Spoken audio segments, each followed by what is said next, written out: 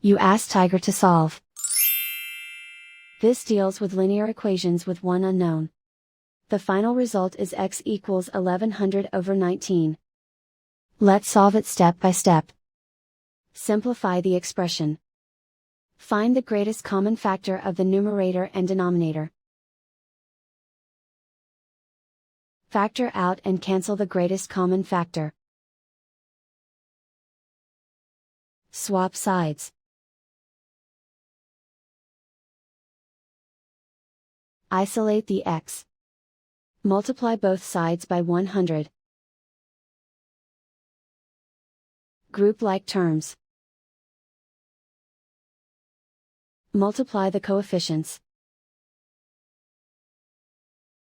Simplify the fraction. Multiply the fractions. Simplify the arithmetic.